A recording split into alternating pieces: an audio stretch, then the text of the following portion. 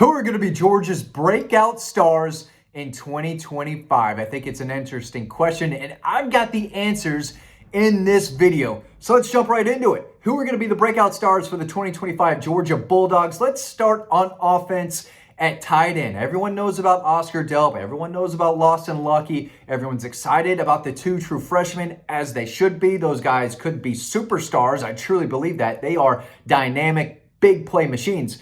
But Jaden Riddell is the guy to keep an eye on. He's probably going to be Georgia's number 3 tight end this season. 6'4", 240 pounds, played a lot of wide receiver in high school. He was one of the best tight end prospects in the country when he was out of high school in Missouri in that 2024 class. He's put on weight. He's improved his blocking in a big way. That was one of the big things I heard about this spring. The guy can catch passes. He plays the position like a receiver, a pass-catching machine. But he had to improve his blocking. I heard he's really improved tremendously at that level. Georgia wants to play multiple tight ends. I think that's when they're at their best. This is a guy who, if he can prove to the staff that he can be a serviceable blocker in the run game, he's going to see the field this year. No doubt about it. He's going to make big plays in the passing game. He's got strong hands. He can leap. He can run like a deer. I love everything about Jaden Riddell. I think he has superstar qualities, and I think he'll probably be Georgia's number 1 tight end next year if Lawson Lucky leaves. But Oscar Delp, Lawson Lucky, those are going to be the two guys. Don't sleep on Jaden Riddell. He is a dog, okay? Staying on offense at running back, Josh McCray. Josh McCray, the guy they got through the transfer portal out of Illinois, just a tackle-breaking machine, 200-plus pounds, runs with balance, runs with physicality, gets the tough yards. I think Georgia fans are going to love this guy. You know, I think some college football fans know who he is. I don't know if the average college football fan knows who he is. People in the SEC are definitely going to know who this guy is. I think he's going to be Georgia's number 2 running back behind Nate Frazier. But Georgia fans are going to love at the end of games, when they need to run the clock, when they want to wear down a defense. They've got the lead late in the third quarter, fourth quarter. They can put this bowling ball back there in the backfield, hand him the ball, and he can just get those tough physical yards. 3rd and 2, 4th and 1, around the goal line. This guy is tough to stop, strong in the lower body. You're not tackling him up high. He's got more speed than you think for a guy, 220, 230, okay?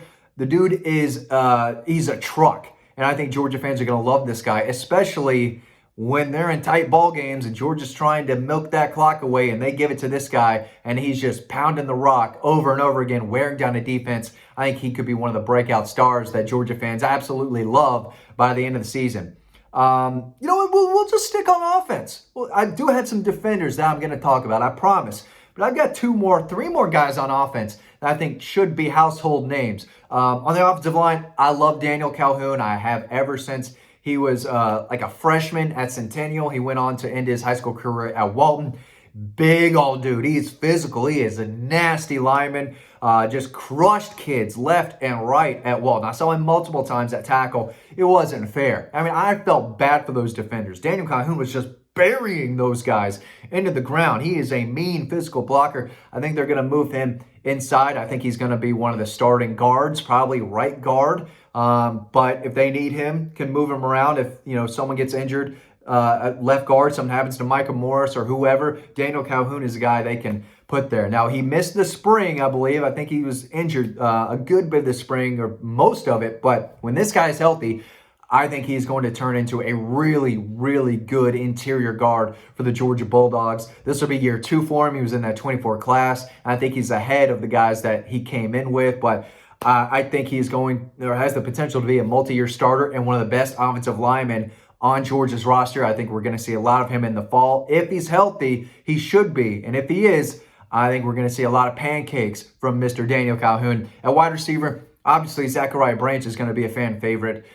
People knew who he was out of the transfer portal. He was a 5-star receiver out of high school, like a top 10 recruit in the country. He's explosive. He's always had that speed. He can help in the kick return and punt return game, but he didn't exactly light up the stat sheet at USC, so he's not, I wouldn't consider him a breakout star in terms of all of college football, but I think he could be at the end of this year. If they use him correctly, in the screen game, the short passing game, while giving him chances to stretch the field and make plays vertically, I think he's going to have a really big season. I think you got to get the ball in his hands as much as possible this fall. So I expect him to have his best season in college. It wouldn't surprise me if this was his only season at Georgia and went off to the NFL to do things. He's got NFL speed and explosiveness. He's a hard worker. Kid loves to compete. He loves practice. He's been turning heads ever since he got to campus. And if he can build a chemistry with Gunnar Stockton over the next several months, I expect him to be one of the best players on the entire team in 2025. And CJ Wiley is a guy I absolutely love. Size, speed, big playability. We saw a little bit of it during G-Day. Talon Taylor is absolutely a stud as well. He's the 5-star guy, but CJ Wiley, I saw him too many times in high school to think that he's going to be on the bench for very long. He's a dog, and he plays like it, and he's another guy who really competes. He works hard. He's only going to get better. You can't teach his size. I don't think you can really teach the natural speed he brings either. So he's a guy that I have high expectations for. Maybe not this year, but as a sophomore, I expect him to be one of the bigger leading receivers on the team. Okay, let's go to linebacker, okay? Everyone's talking about C.J. Allen for good reason. I get it. I think he could be one of the best linebackers, not only in the SEC, but maybe across the country. Don't sleep on Raylan Wilson. Raylan Wilson, I think, has a chance to take an even bigger step forward. The guy made a lot of plays last year, still under the radar from a national perspective. Even in the SEC, I think guys don't really know how good Raylan Wilson is. He is fast. He's physical. He can cover. He can blitz. He's got great instincts. I think this could be a breakout type of season if he didn't have it last year. I don't think he did. He's going to be on the field a lot more, but there's so much that he does well. I think he's in store for a really big year. But right behind him, Chris Cole, a guy that Kirby Smart absolutely loves. He played in just about every game last year. He's going to see the field a lot. So is Justin Williams. But I think Chris Cole's a little ahead of him right now. But if we're talking Kirby Smart's favorite players, Chris Cole is on that list. Length, athleticism, again, more physicality. The guy's learning more and more. His best football is way ahead of him, and I think he's going to make a lot of plays as a sophomore this fall. In the secondary, Janelle Aguero, I still think he's got the potential to be one of the best safeties in the conference. He is a tough, hard-hitting, intimidating presence who showed he can cover in zone. He can also play in the box. His best football is still way ahead of him. Year 3, this is where I expect him to take a big jump, know the defense in and out if he didn't already. Now's where he's making plays, right? I think he was close to making a lot of plays last year. He was active and was around the football, but now it's more of reacting than thinking, then reacting. But he's got the physical traits and he's got the talent. I think he has the potential to have a really, really strong season. There's no reason why he shouldn't. The staff loved him in high school. He played more and more last year. And I think year 3 for him is one where the light is going to absolutely not only, turn on, but shine.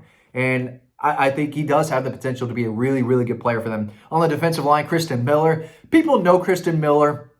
He's been around for a minute now. He's in that 22 class. He's one of the veterans on the defensive line. Occasionally, he'll make a big-time play in the backfield. Want to see more consistency, but I think this is an NFL guy. No doubt about it, and I think he could have a really, really strong season this fall as a senior, leading the group. And again, I think he will be drafted in next year's class. He's got big, strong hands. He's tough to block, and he can fight off blocks. He gives great effort. He's quick too, and can beat guys off the snap and just kind of slither his way into the backfield. He can make a tough, strong tackle, but he fires off the ball. He plays with good leverage, fights off those blocks. And I think if he continues to improve, he's going to be really tough to stop. I think if he has a big year, Georgia's defensive line will have a big year as well. And then on the outside linebacker, Gabe Harris, naturally athletic. He's a tremendous potential pass rusher. We've seen him flash occasionally, but I think this is his year at outside linebacker. I think he's the best pass rusher on the team. They brought in some help, right? The kid from Army, Quintavious Johnson is a name to know. They brought in 3 outstanding edge defenders / outside linebackers. Chris Jones is a guy who moved from inside to outside.